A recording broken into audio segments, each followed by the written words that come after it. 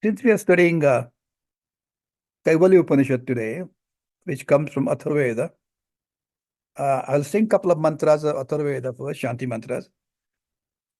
Om Badram Karnebe Shunayam Deva Badram Pashevaksha Virjatra Sirai Rangai Sushtamavasas Tanuve Yashema Deva Hitam Yadayu Om Swastina Indro Vruddashrava Swastina Pusha Vishwaveda Swastina Starsho Arishtanevi Swastino Bruhaspati Vidanat Om Shanti Shanti Shanti. I know some of you who have joined today have not joined in the past or have joining in between. We've been studying, as you know, is Kaivalya Upanishad. And the beginning, Ashwalayan, a fairly well advanced scholar of Vedas, himself attached to a few sections Rig Veda later on, approaches Lord Parameshti of Brahmadev and requests for the knowledge that the noblest individuals gain, and having gained that, he had learned that these individuals cross all their difficulties in their life and attain the highest state of enlightenment. And as is the usual fashion of a good teacher, he right off the bat, he gives all the answers and then continues to elaborate on the subsequent verses. What it is, he says, Shraddha Bhakti Dhyana Yogat Avehi. Have faith, have devotion, Shraddha, faith, Bhakti, devotion, and Dhyana, contemplation. And then he emphasized that this Atman, this self, that itself reveals in the cave of the heart of everybody, cannot be gained by rituals, karma, by having prajani, praja, or wealth, dhana, that means material prosperity. But it has to be gained only by tyagena eva, renunciation. That means renunciation means the feeling, the sense, understanding of detachment. That is the only one that will lead to knowledge of the Atman, the self. And those who are pure mind, who have well ascertained knowledge of Vedanta, will gain this knowledge. The fifth mantra that we managed to study last time, in the last session, you'll be surprised, my friends, was on 21st of April. Provided necessary instructions for the contemplation upon the self, and the sixth and seventh mantras, we haven't studied them as yet. Now, the fifth mantra goes simply that we studied, Vivikta Deshecha Sukhasanasta Shushi Samagriva Shira Sharira Atyashramasta Sakalendriyani Nirudhya Bhaktya Swagurum Pranamya. So what we studied there was Swagurum Bhaktya Pranamya. That means bowing down to your teacher, and with that prayerful attitude, then you proceed. What you're trying to do is you have to take the blessings of the people that you respect, and the teacher does not represent teacher alone. Teacher represents, if you remember, it starts with Sadashiva Samarambhat, Shankaracharya Madhyamam, Asmat Acharya Paryantam, Vande Guru Paramparam. Basically, you are doing is, without the prayerful attitude, you don't succeed in your life. And in this case, he is praying to the Guru. That means gaining the blessings from God itself. Sadashiva Samarambhat, Shankaracharya Madhyam, Asmat Acharya Paryantam, Vande Guru Parampara. And then how he is doing? Vivikta Deshecha Sukhasanasta. Sitting in a very comfortable position. Not everybody has to be Madhya Padmastam. As long as in a comfortable seat, so that you can sit there for a long period of time, that's all right. And then Sakalendriyani Nirudhya, controlling all the sense organs. Then you are sitting in the Vivikta Desha, that means you sitting in a secluded, quiet, clean place in natural surroundings preferably. Sukhasana Samvechana, and basically Samagriva Shirasharira, basically maintaining the head, neck, body in alignment. And again re-emphasizing Sakalendriyani Niruddhya, having withdrawn all the Jnanendriyas or Karmendriyas, then that's how you perform the meditation part. Let's see what have studied so far in the last session besides this particular verse. That we know the world of sensations, but we have no mastery whatsoever over the inner world of thoughts and feelings, mainly because we just don't pay attention to it. In reality, it is the thought that breeds suffering, anxiety, and fear.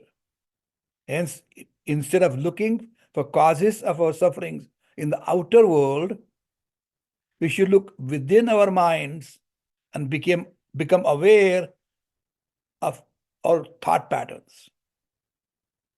Our mind is a glorious instrument of cognition, but unfortunately, we allow it to rule our lives due to its inadvertence.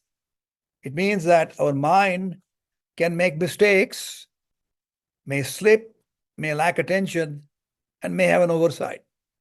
Kumun used to remind me quite often of that. Be control.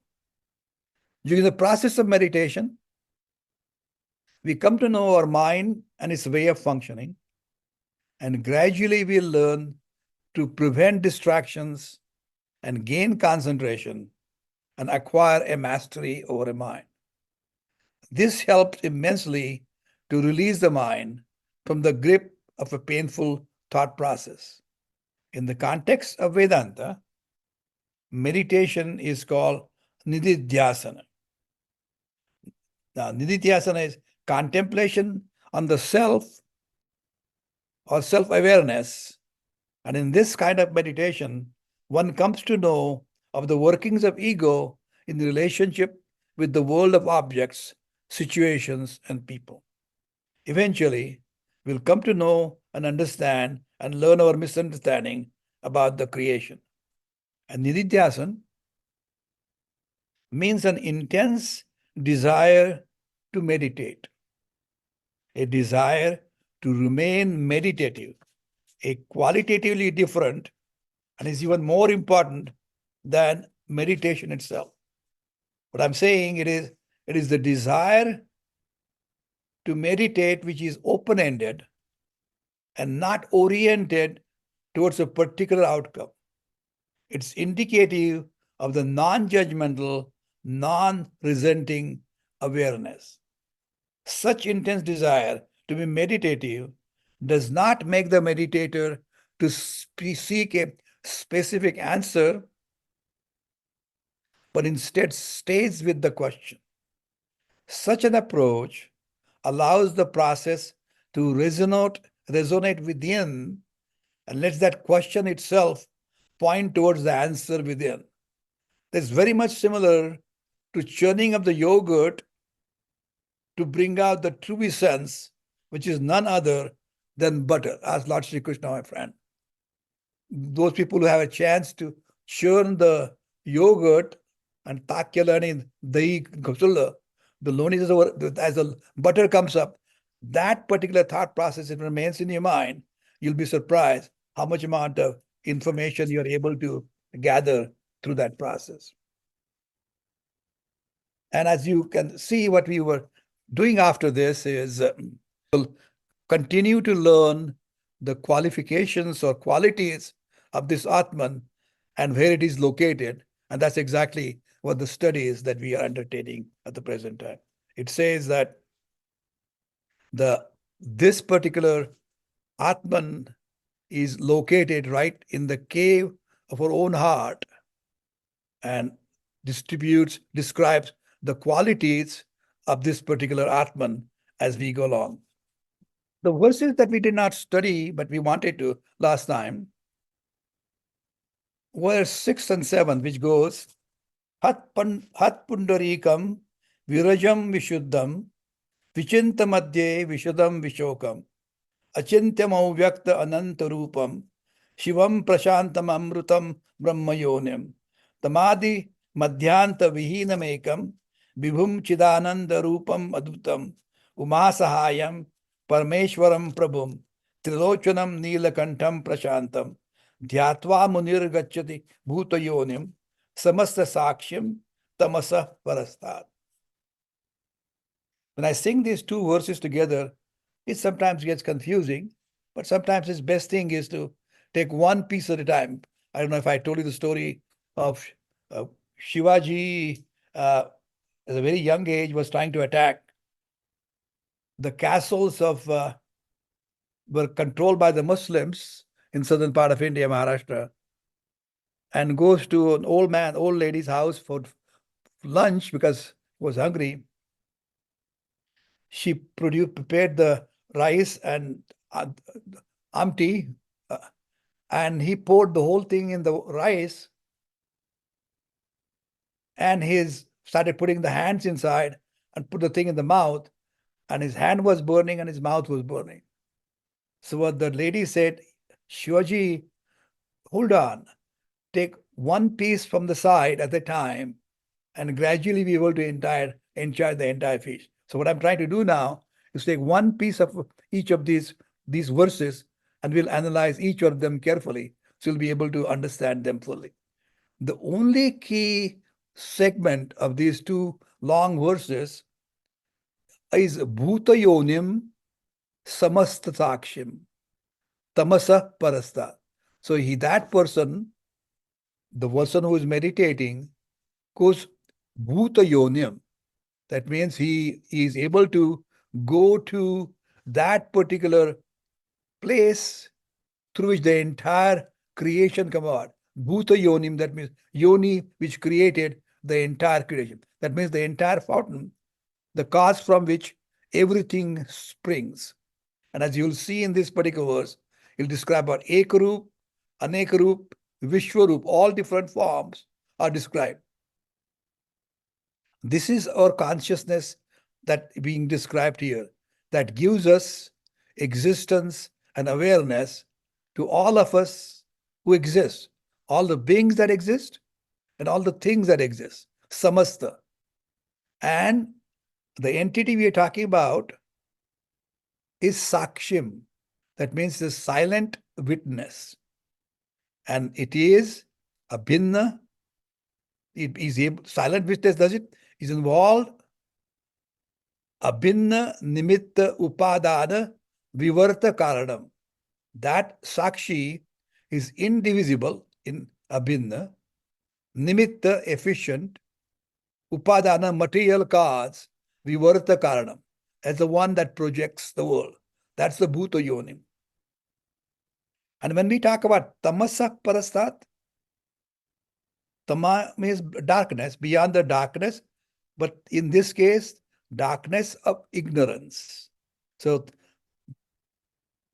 now, tamas here does not simply ignorance, because ignorance operates at an individual level. Tamas, all the qualities we talk about. This tamas also includes the cosmic primal concealment. We'll continue to discuss it further down. That is basically Maya. The one that hides the truth is called Maya. What is Maya? Yaha ma sa Maya. Yaha, what is not, Yaha ma, that is Maya, that is magic. Maya cannot exist without Brahman. But this Maya does not affect Brahman.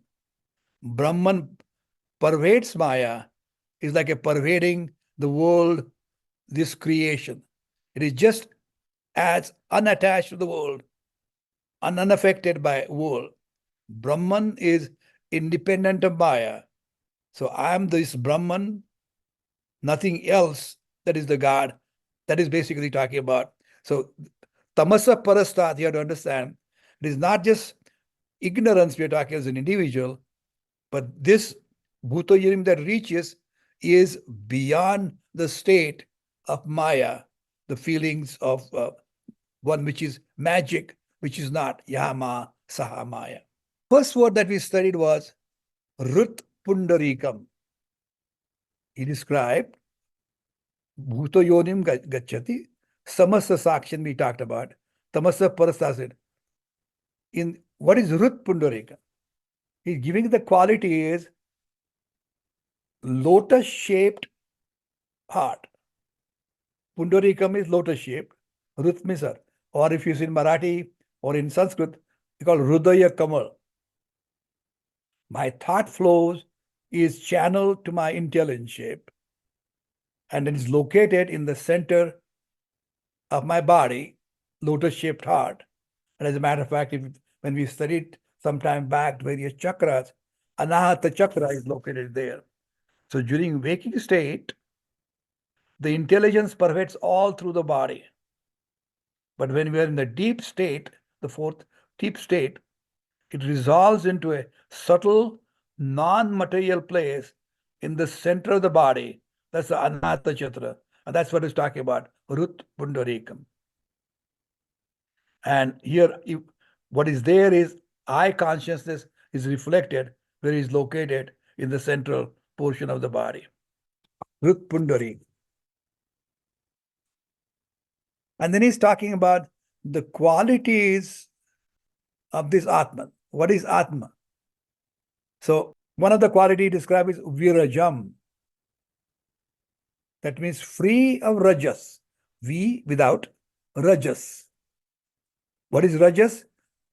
That means all the impurities such as related to inappropriate activities, Kama, Krodha, Lobha, Moha, Matsarya, and attachments, Raga, Dvesha.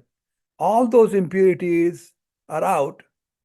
And then when Viraja fully blossoms, Viraja means tranquil, peaceful, because Rajas is completely cleaned out.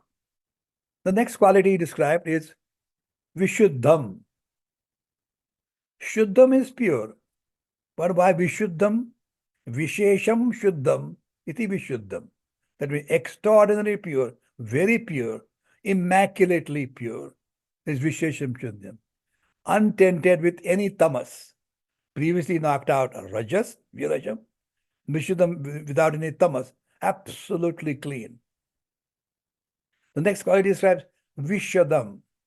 Vishadam means without, free of all negativity, anxiety, and therefore ever pleasant, clear, without any impurity, like a totally sattvic, that is transparent, like a pure pool of water without any impurities. You should come back and see the lake behind me here. Water is crystal clear. You can see the bottoms very clearly. And he described Vichintya. You're meditating, but meditating upon the actually meditator. Other qualities, Vishokam. That means without shoka, free of grief, or also free of affliction. Because that grief belongs to the mind, and that grief does not belong to the awareness. So basically, Vishokam is not attached to the, is Achintyam. Achintyam means it cannot be thought about, unthinkable. That means thoughts cannot read. Avyaktam, which is unmanifest, formless, inaccessible to senses.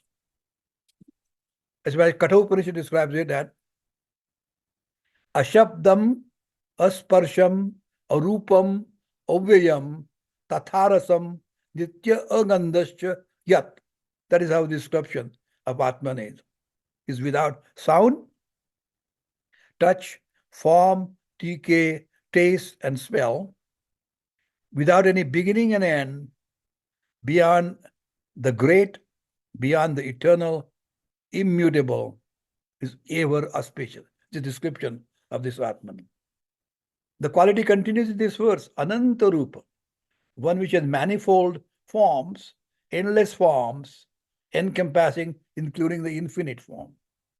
Shivam is holy, sacred, perfect. Is Prashantam, Anamrutam, of the very nature of peace and immutability. And Brahma Yodim, the origin of creator Brahma Yonim, and which is Adi Madhya Antavihinam, without the beginning, middle, and end. Vibhum, all pervading. Adbhutam, wonderful. Chidanandam, nature of consciousness, unlimited fullness, happiness, and enjoyment. Arupam is formless. I'll stop in the sense that he has described here. You can meditate on these on three kinds of meditations here.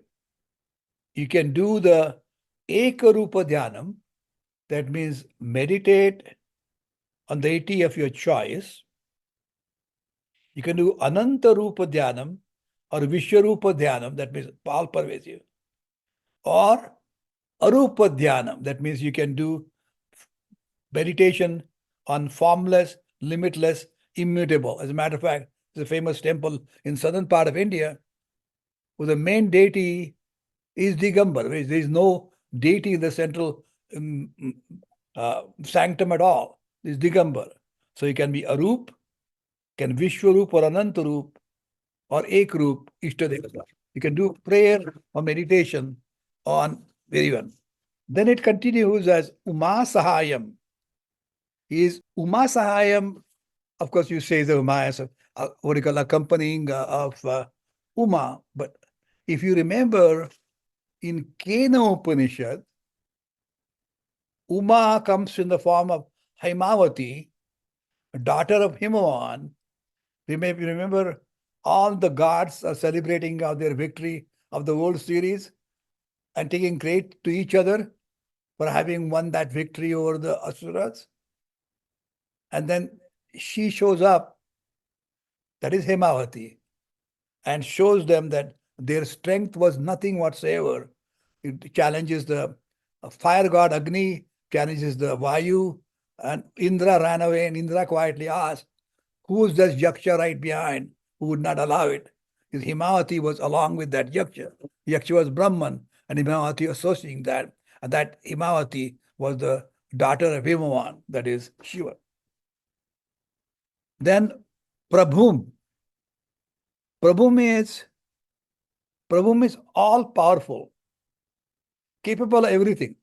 Can you describe it further? This so powerful, kartum, akartum, anyata kartum shakyate. He can do kartum, who can do that kartum, who can not do akartum, or anyata kartum, that means can undo. That is, whatever is there, he can bring it back. So Prabhu is all powerful, can create, not do anything, or bring it back to original. So it pervades the universe as awareness. The inner awareness is everything. And hence, this Prabhu is controller of the entire universe. Again, is our consciousness.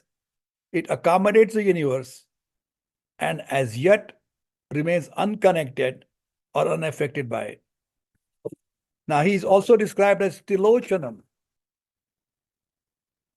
Of course, you say a typical is two eyes, and the center eye of basically cognition.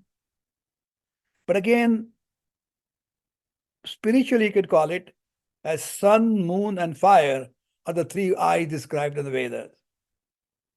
That means sun takes care of the day. The night is taken care by moon. And the fire basically, on the new moon night, there is no more moon, and it's not daylight. It's the fire that keeps you going. That is how three different things. And Aneka Rupa Dhyanam, that means these two eyes we're talking about, is love and order, mercy and justice, and forgiveness and restitution. These are the ways we are describing. And we already described about Tamasa Parasat. And so these are the qualities of the Atman that we're going to meditate on is described. And again, the next three more verses continue the description of Atman, which I would like to continue next time. But I want to stop at this stage because I've thrown at you so many different qualities, including the location of the heart. And I want to elicit questions and comments from the people who are participating this morning. Thank you. I have a question. Uh, Okay. This is Naina. yeah. I guess I wanted to know something about meditation. You went into a lot of elaborate detail about it. And I was thinking that meditation is like a tool to make you calmer, to make you more in touch with your soul, inner soul, God, whatever you say. But you say it has no purpose. Something about I picked up on that it should just be by itself and it should not lead to an outcome. Is that what I heard you say? So then you're basically should be looking for just a continual meditative state of being. So you don't do your 20 minutes or half an hour. I understand what you're getting confused with. You see, typically when you go for meditation, you sit in a particular position, concentrate on a particular entity, breathe on breath or anything else, or deity of your choice, or particular jyoti that we describe, and you meditate on that. What I was trying to emphasize is your prayerfulness does not last only at that time. So when you start doing prayers in the morning, as I do, when you're trying to meditate with the closed eyes, concentrate on some things, what are you doing it? You're basically connecting to yourself, your Atman. Until the time you're able to get the entire knowledge and master it, then you don't need to worry about it. You're always connected. That process of contemplation should stay with you all through the day. So even though you're not staying in that meditative pose all the time, because our mortal existence, it will carry out other activities, but that attitude should still remain with you on meditative stage.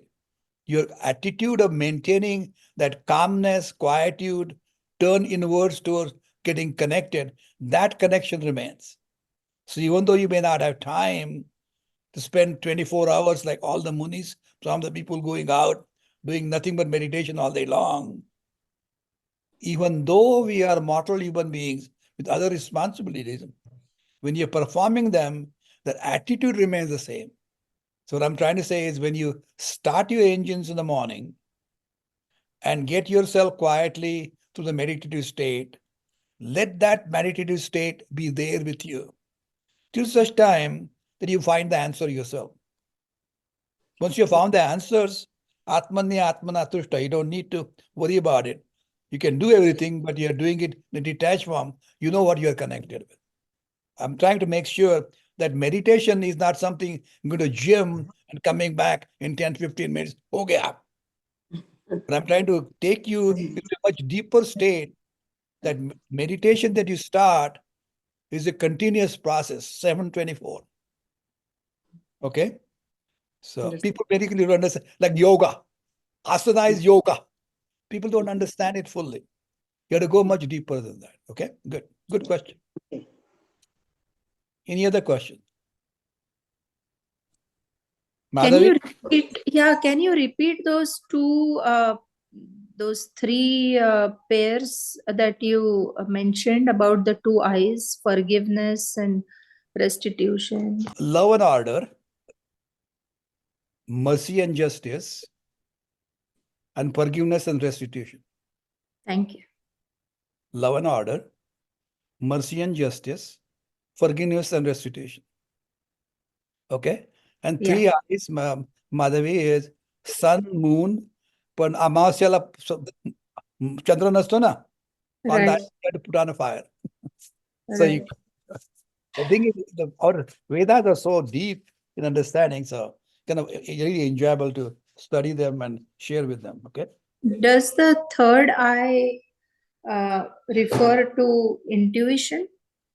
Well, really, basically, intuition in Niger is cognition, wisdom. I mean, intuition means we'll discuss the intuition some other time. I don't think it's a third intuition. Basically, when you, I am now kunko se dokyarthi. You see, when you attach it to the forehead, it's not only ladies, as you know, men do that too. It's basically to wake yourself up. Basically, center of cognition. Mm. That's why chakra is exactly in that location, Madhuri. Okay. Yeah. Okay. Any other questions, comments? Namaskar, Dr. Sane. I'm a first timer on Zoom here. My name is Sambit. I know you from back in 1995, so I have a deep reverence. I've listened to lots of your discourses back I feel for you. yeah. Thank you so much for this opportunity. The question I have is that you mentioned the earlier that there is a Saguna meditation, there is a Nirguna meditation, and there is like a Brahmarup meditation. Is there a preference, or which one is easier? Because eventually, what I've heard is that you have to move into a Nirguna regardless, because you can be a devotee of Krishna or Shiva or Ram, but you cannot limit yourself into the statue, because you have to statue or the akriti or whatever, you have to move past that. So which one is the easier, which one that one should apply? Now, ultimately, you're going to a state of enlightenment.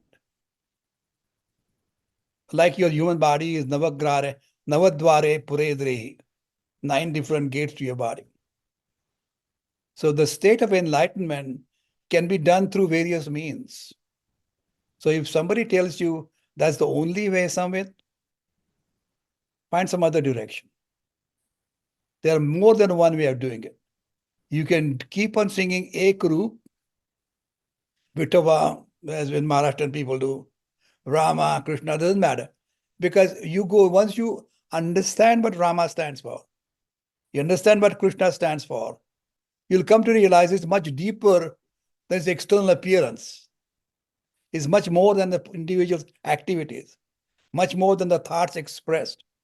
But what he or she stands for, that's what you're going into. And once you go deep down somewhere, it's the same. So you enter the state of enlightenment, the castle, the place of enlightened place. Doesn't matter what door you enter in the same space of enlightenment. You see, so that's why this particular 2 verses gives you a description of the Atman, Ekarupa, Ishtadevata, Anantarupa, 10th, 11th chapter, Vishwarupa, and Vishwarupa, 11th chapter of Gita. So it doesn't matter what you use, as long as you use a valid method, but pursue it. As I mentioned to you before, a lot of good people will come your way, will help you, inspire you. But follow any one person. Because if you try to dig 10 different holes to find fresh water from the ground, you're not going to hit it. You stay at the same place, you're likely to hit it. And again, make sure if you get a guide, make sure he's a guide who expects nothing from you. If somebody wants something in return, pack up your bags and leave. Not run, not walk, run away. Okay, that is a quality of guru. He does not expect anything. It's a privilege to do. As a matter of fact, a good teacher is always waiting for good students to show up. Ramakrishna was waiting for Vivekananda and Narendra to show up. I was waiting for you. So it's important to pass on. Jyota se jyota laga. If you pass on the information to people interested. So it doesn't matter, not one or the other, one and the other. Okay. Good. Thank you. I think what you said helps people when they go to the temple, for example. You see so many icons, and you get confused. And from what you say is, it doesn't matter whether you pray to Lord Ganesha or Saraswati or Durga, but pray with faith, pray with your heart, and bhakti, devotion, and then that will reach everybody. Exactly. Sarvadeva Namaskaram. Keshavam prati gacchati. Keshavam prati gacchati. It's just like all the rivers ultimately merge to the ocean. The individual prayers always go to the same Lord. Tavatatvam najanami yadrishosi maheshwara yadrishosi mahadeva tadrishaya namo namaha. I do not know who you are, what you are, where you are, whoever you are, wherever you are, whatever you are, may this prayer reach you. So that is the attitude with which I pray. Exactly. So there are certain circumstances wherein you concentrate your prayer on a particular deity. During the exams, for example, Saraswati. Or if you are in financial distress, Lord Lakshmi. Or if you need, if you're charting out a new path and you want that path to be as trouble-free as possible, pray to Ganesha. So what you are saying is that it doesn't matter as long as you have the idea in your mind that all of these prayers are, you are praying for this one Lord, which is pure silence, pure consciousness.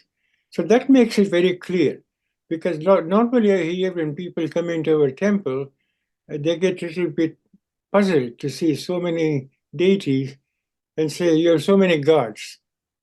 And then you have to explain to them, what is your meaning of God? And let's talk about the definition of God and what does so many gods mean.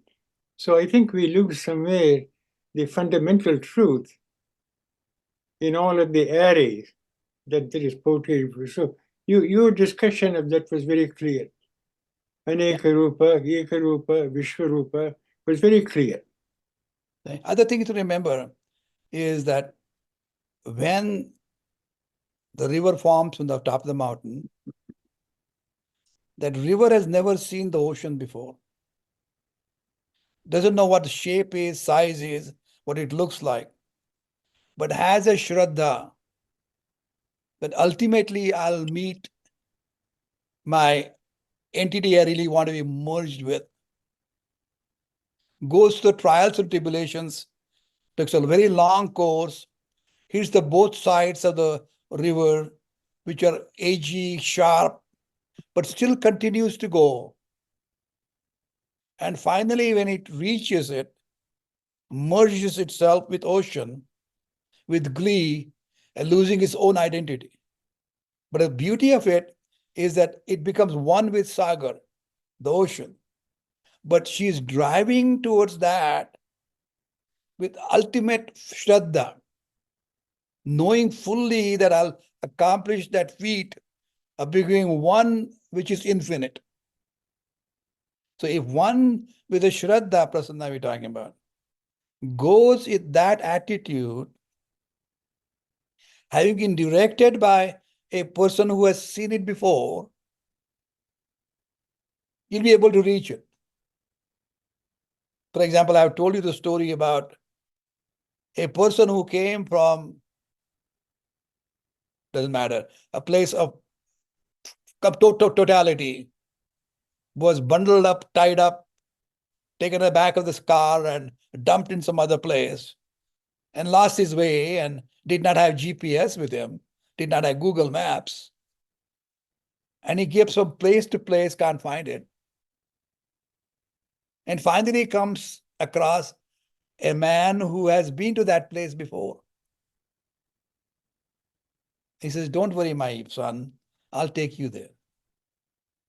So then that guide or the teacher or the guru will carry him along and take him to the place he wanted to go. So that's why you have to go and find out who has been there before and follow his course. And it may be 10 different people before you come across, but when you connect with somebody, stay on and continue on the same course, you'll have it. That is Shraddha. Shraddha, that a person knows where he is going, he has been there before, he's at peace, he's very comfortable. I will follow it. That's the way to go about it. But that is something that has to be really, the first time when you jump in the water, You didn't know how to swim, but your father said, don't worry, I'm here. And you jumped. That is Shraddha. You started understanding how to swim. Then you didn't require father to help you swim. That is Shraddha. So first leap that you take is Shraddha. But pursuit of your goals is your responsibility. Okay. Thank you. Any other questions, guys? One follow-up, Dr. Yes, Sane, if Amit. I may. Sure. Yes. So, I grew up in a family where we used to go to Rishikesh every year for 2 months, our winter break thing, and we used to go and live in Masram Baba. There was a very famous Babaji, Masram Babaji. That was our family guru.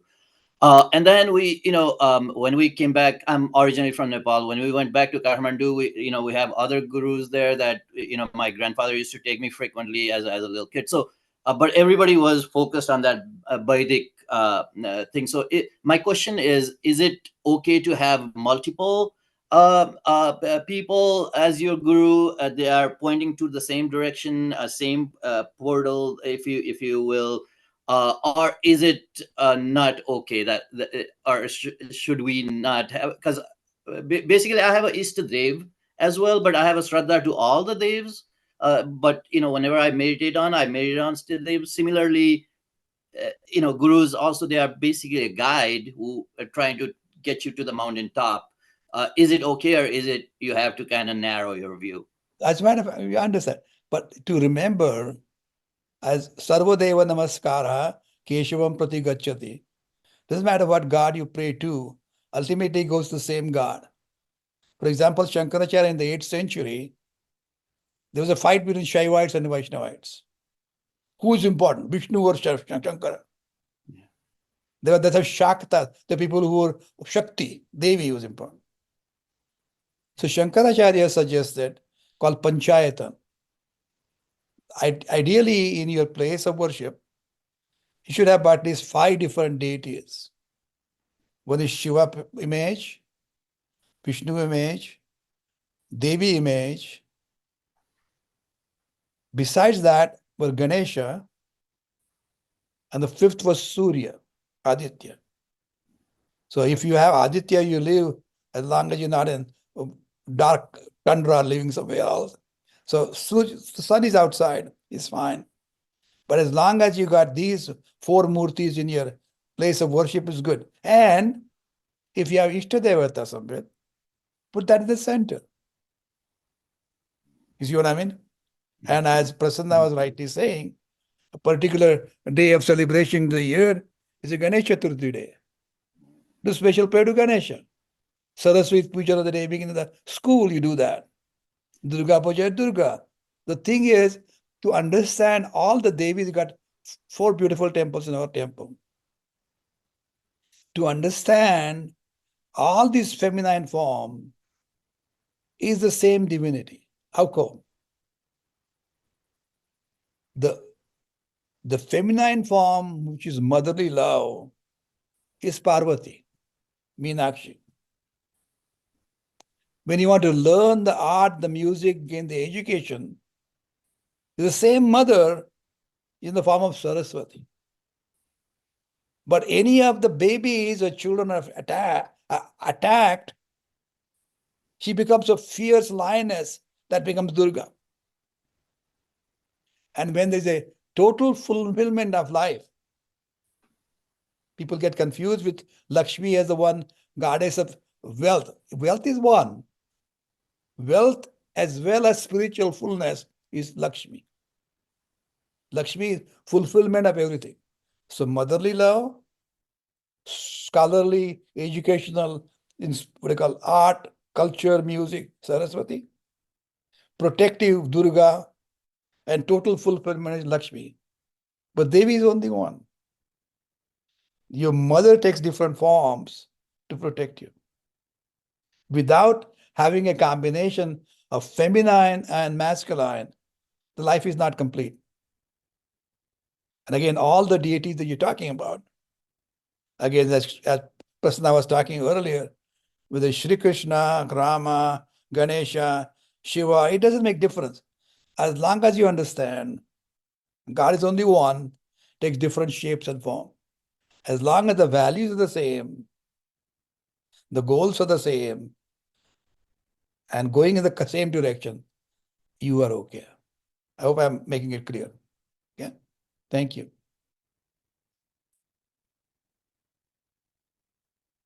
I got disconnected, but I got the gist. Thank you so much. You're welcome. Dhanyavad.